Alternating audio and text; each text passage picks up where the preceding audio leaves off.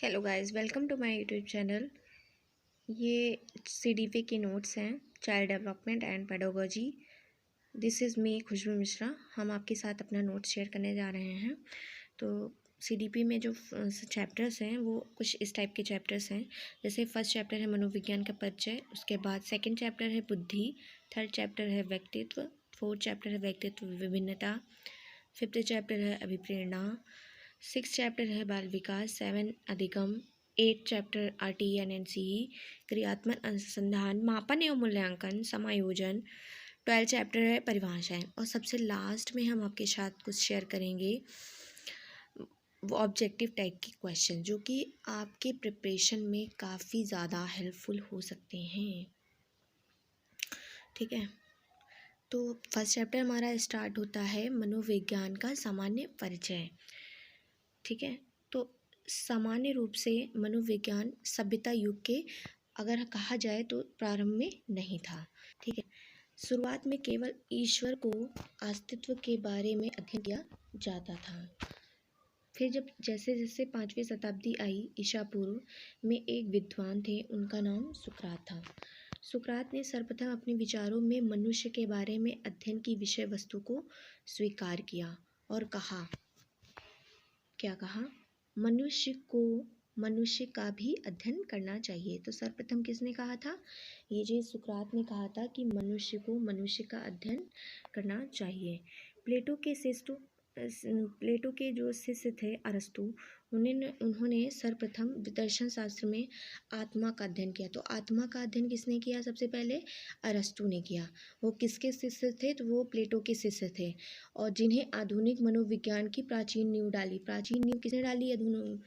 तो उसने डाली थी अरस्तु ने।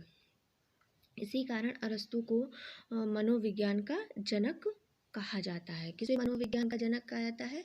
तो वो है अरस्तु को मनोविज्ञान का जनक कहते हैं। ठीक, लालसनिक नायक विद्वान के अनुसार मनोविज्ञान का वास्तविक जनक जो है वो प्लेटो को माना। किसने को माना गया है? प्लेटो को माना गया है। ठीक है, अब सब इम्पोर्टेंट क्वेश्चन है जो बनते हैं।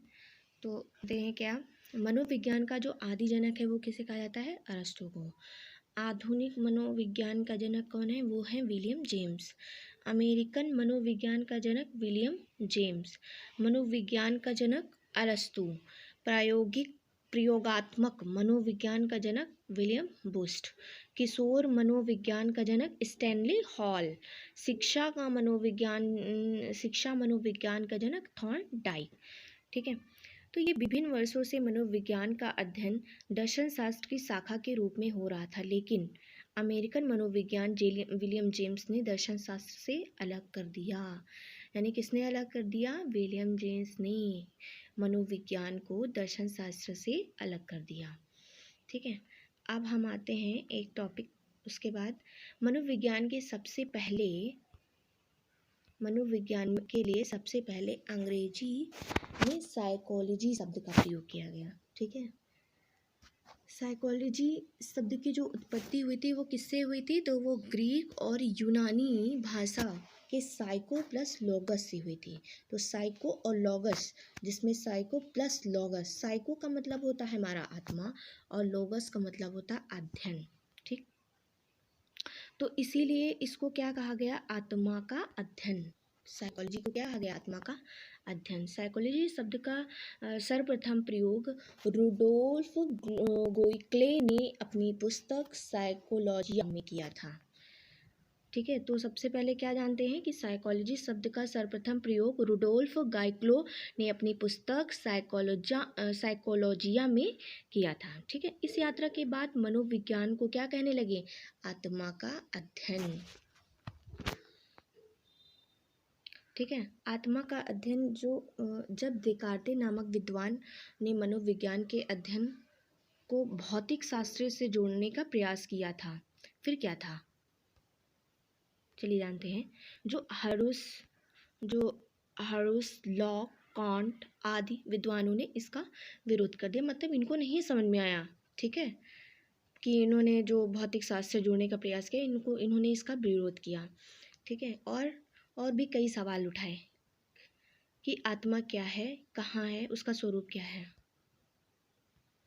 आदि सवाल, जिससे आत्मा का स्वरूप नहीं हुआ, जिस कारण आत्मा का अध्ययन की परिभाषा सामान्य हो गई। मन या मस्तिष्क का विज्ञान। 17वीं शताब्दी में प्रचलन में आई परिभाषा इटली दार्शनिक पॉम्पोनॉलजी द्वारा दी गई थी। समर्थक इसके कौन कौन समर्थक से? हॉब्स, लॉक और कांट इसके समर्थक थे। मनोविज्ञान का अंधकार युग 18वीं शताब्दी थी, क्योंकि कई विशेष कार्य नहीं हुआ इस काल में। चेतना का विज्ञान। जब मनोविज्ञान का अध्ययन मन से संतुष्ट नहीं हुआ तो अमेरिका के विलियम जेम्स ने मनोविज्ञान को चेतना का विज्ञान माना। फिर दर्शन शास्त्र की शाखा में मनोविज्ञान को अलग कर दिया।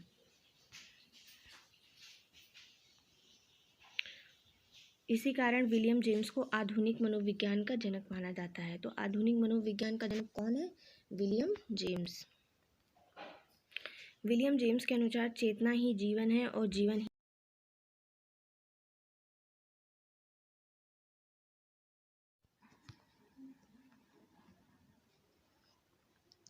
समर्थन। विद्वान जो चेतना मनोविज्ञान के समर्थन थे वे हैं कुंट, जेम्स अली, टिश्नर, चैडविक।